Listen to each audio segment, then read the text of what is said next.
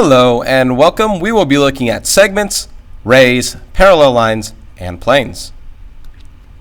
Let's begin with segments. We know that a line goes on forever, such as this one right here. I could call this line AB. I could call it line BC. Whatever it is, because these are collinear, they all exist on the same line, and this line goes on forever. It doesn't matter how you name it because it still represents that same line that goes on forever. However, a segment ends. It begins and it ends. It's part of a line consisting of two endpoints. Okay. So what if I wanted to just find between A and B, right? I want this thing to stop. I want this line to stop. Think of it as a line that stops in both directions. So that's what I'm trying to do. So how do I do that? Well, I can go to my line. Let's make it red as well. And let's make it start and end together. No arrows. Let's actually make it start and end.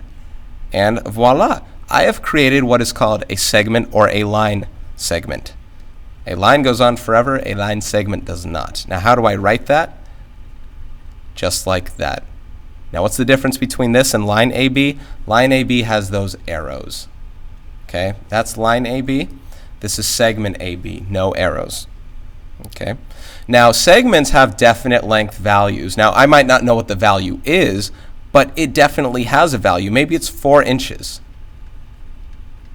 right? A line goes on forever. It has infinite length value. You can't assign a value to it. What are some other segments I can do given the points that I know? I could do segment BC. If you can see that blue right there. Once again, that is segment BC.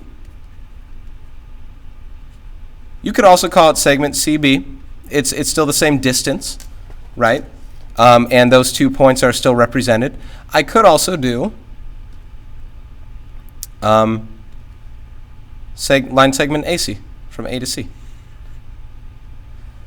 Now the length of these ones, if I add the length of AB plus the length of BC, I get the length of AC. Notice how I didn't put any bars over the top here because I'm representing what's called the magnitude. It's the same as the length. Let's say this was 4 inches and this was 3 inches. 4 plus 3 equals 7. Okay. Now I add those three together and I construct that whole line segment AC. Okay, array is a little bit different. Array is part of a line consisting of only one endpoint. So think of it as a line that ends at only one point. In the other place, it keeps going forever. How do I do that? Well, let's go back to this little line tool right here. Look at that one right there. That will create what is array. It starts somewhere and it extends infinitely in one direction. So let's say that I wanted to create an array that starts at A and goes forever that way. How can I name that? Well, I have to start with my endpoint. So I'll start with A, and then I have to use another point that is on my ray, such as B. Ray AB is written like that. One endpoint, infinitely going in that direction. I could have also called it ray AC. This would be incorrect to call it ray BC. That is not the case because it did not start at B. You must make sure that it starts at where you're saying that it starts at, and then as long as it hits another point, you'll be good to go. What's another ray I could do? We could do another one right here. Let's make it green. Let's start at B. Well, let's start going forever in this direction. What is this ray called? Based on the only points that I have on here, I'm going to have to call this one ray BA. Now, it didn't matter that A is to the left of B over here. The fact that B is the start of my ray means that I have to do it that way. I can't call this anything else based on what I have. I can't call it ray B because I don't know what direction it's going.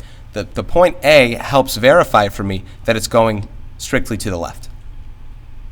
Okay. Now, what if I created another one? What if I created ray BC? What would that one look like? Well, it would start at B. I'll make it blue. And it'll go forever in this direction.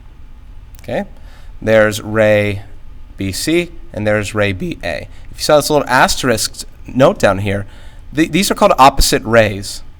They're two collinear rays with the same endpoint. And by endpoint, they end at B. They're collinear, meaning they fall in the same line. Remember, these point A, B, and C are collinear. So the rays, therefore, that go through these points are also collinear. So these are called opposite rays. Okay, parallel lines. In algebra, we define this more as lines that have the same slope. You might do a lot of things with graphs, and you'll say, oh, this is 3/5 x and 3/5 x. They have the same slope of 3/5, all that. And you might see that in geometry a little bit. But when we're looking at figures, you might have some marks that some things are parallel, something like that. But until we look at those, let's look at them in terms of knowing our planes and making good assumptions based on them. In geometry, we're looking at coplanar lines that do not intersect. Now, if something is coplanar, if they're coplanar points, that means, like, let's say I had a plane right here, and I had points A, B, and C, and they all existed on this plane. That makes them coplanar. They are points that are on the plane. That's what it means. Coplanar lines are lines that exist on the same plane.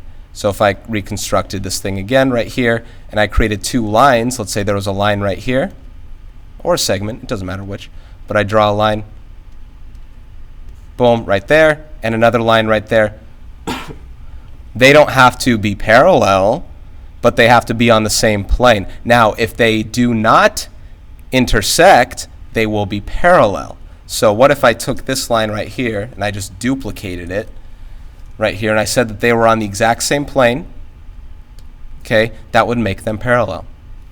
So now taking a look at our figure over here, obviously, because we have an instance of it right here, I have a plane here, EAB. Plane EAB. I just used any three letters, and I just defined this plane right here. And remember, it extends infinitely in every direction. It's basically the front facing of my cube. Right there, and again, like I said, it goes on forever. It goes forever up, right, left, and down. But it doesn't go in or out of the page at all because it's a plane, it's a flat 2D surface. These two lines are on that plane. EA is on the line, is on the plane, EA, line EA is on plane EAB.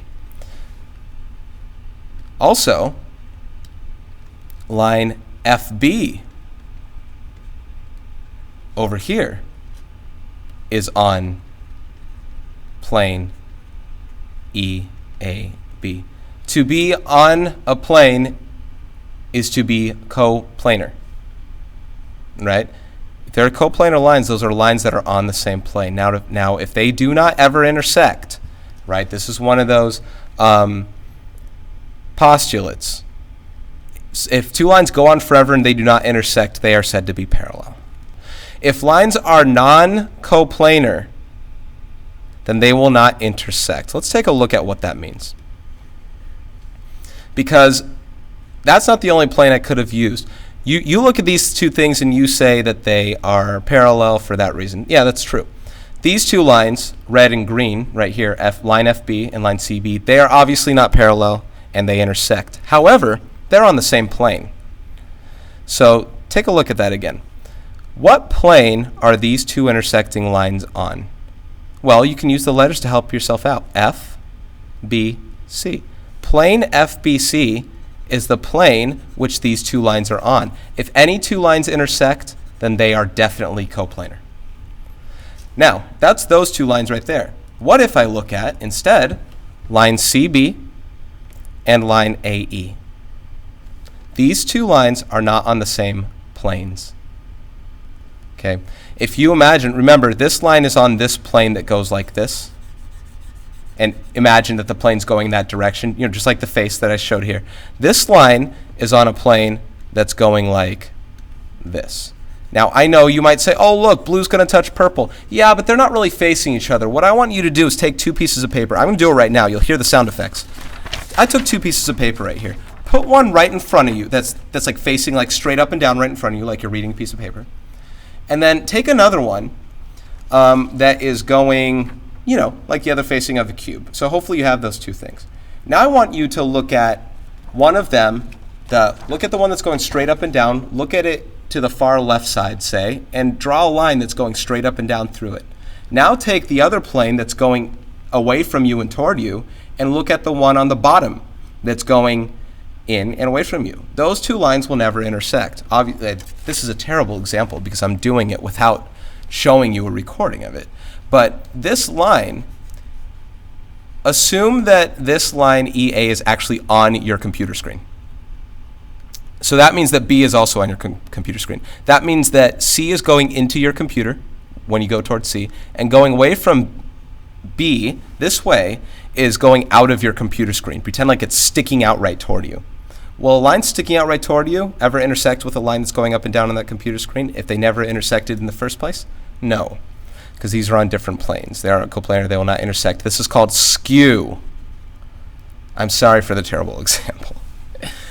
Parallel planes are planes that do not intersect. So say this top plane, EHGF, and this bottom plane, ADBC, these planes will never intersect, right? Top and bottom of a cube. So those are considered parallel planes. Just like parallel lines, only now you're looking at a different set. You're looking more in 3D. So that's kind of it in terms of that stuff. Now, what are planes that might intersect? Well, planes that might intersect, for instance, FGBC or FGCB right here, and then this one down here, ABCD, right? These intersect at line BC. Okay? Now, the line AD will never intersect with the line FB because they are not coplanar lines. However, the two planes themselves will intersect, and they intersect at that line right there. Fiend.